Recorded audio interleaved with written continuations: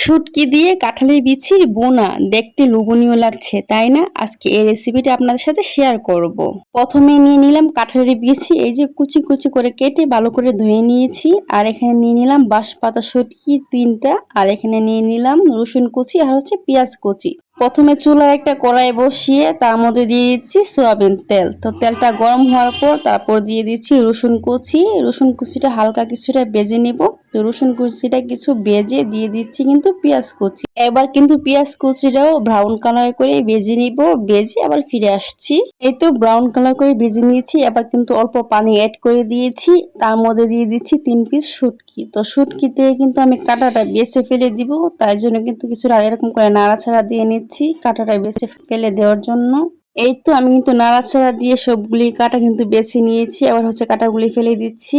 এবার দিয়ে দিচ্ছি 1 চামচ থেকে কম রসুন পেস্ট, দিয়ে দিচ্ছি 1 চামচের মতো পেঁয়াজ পেস্ট। এবার দিয়ে দিচ্ছি মরিচের গুঁড়া। তো আমি কিন্তু এখানে 2.5 চামচের মতো মরিচের গুঁড়া অ্যাড করেছি, কারণ হচ্ছে কাঁঠালের বিচি কিন্তু মিষ্টি, তাই জন্য একটু জাল না হলে কিন্তু মজা লাগে না। শুটকি বোনা মানেই জাল হতে হবে। তারপর দিয়ে দিচ্ছি কিন্তু হলুদের গুঁড়া 1 চামচ, দিয়ে দিচ্ছি ধনিয়া গুঁড়া 1 চামচ, দিয়ে দিচ্ছি কিন্তু লবণ দিয়ে দিচ্ছি 1 চামচের মতো। এবার হচ্ছে সবগুলি উপকরণ মিক্স করে নিচ্ছি। তো মিক্স করে কিন্তু আমি কষিয়ে নিয়েছি। এই যে উপরে কিন্তু তেল বেশি উঠেছে। এবার দিয়ে দিচ্ছি কাঁঠালের বিচি। তো কাঁঠালের বিচি কিন্তু এই মশলার সাথে ভালো করে মিক্স করে নিচ্ছি। ভালো করে নাড়াচাড়া দিয়ে কিন্তু মিক্স করে নিয়েছি। আবার কিছুটা পানি অ্যাড করে দিয়েছি, এই তো দেখতেই পাচ্ছেন। এবার হচ্ছে একটা ঢাকনা দিয়ে ডেকে কিন্তু আমি কাঁঠালের বিচিটা সিদ্ধ করে নিয়েছি। তো এই তো ঢাকনাটা কিন্তু সরিয়ে নিলাম।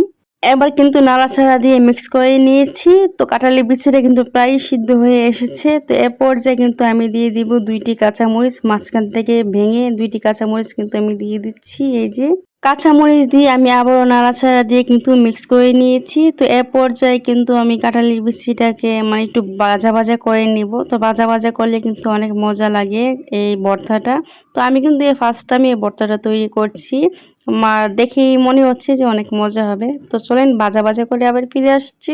এই তো ভাজা ভাজা করে নিয়েছি। জাস্ট কালারটা একবার দেখেন মনে হচ্ছে যে এখনই নিয়ে খেয়ে ফেলি, তাই না? এরকমই লাগছে। যারা শুটকি লাভার তাদের কাছে এরকমই লাগবে। তো এই তো দেখেন আমার কিন্তু রান্না করা প্রায় কমপ্লিট হয়ে গিয়েছে। আর এরকম করে শুটকি ভর্তা আপনারা কে কে খেয়েছেন অবশ্যই কিন্তু কমেন্ট করে জানাবেন। আমি কিন্তু এর আগে খাইনি, এবার হচ্ছে প্রথমেই রান্না করলাম আর খাবো। আমি জানি এই শুটকি ভর্তাটা খুবই মজা হবে। সরি, শুটকি ভর্তা না, শুটকি ভুনা।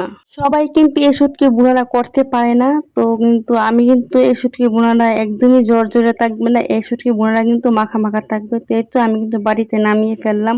আমি কিন্তু অনেকে দেখেছি ওরা হচ্ছে শুটকি ভুনাটা করে কিন্তু একদম জর্জরে হয়ে যায়, এরকম মাখা মাখা থাকে না। তো এই তো আজকে ভিডিও এ পর্যন্তই রাখছি বন্ধুরা। আমার ভিডিওটি ভালো লাগলে লাইক কমেন্ট শেয়ার করে দিবা, আর অবশ্যই চ্যানেলটি কিন্তু সাবস্ক্রাইব করে দিও। আর শুনো, আমার রেসিপিটা দেখে কিন্তু তোমরা একবার হলেও ট্রাই করবে, ট্রাই করে কিন্তু আমাকে কমেন্টে জানাবা।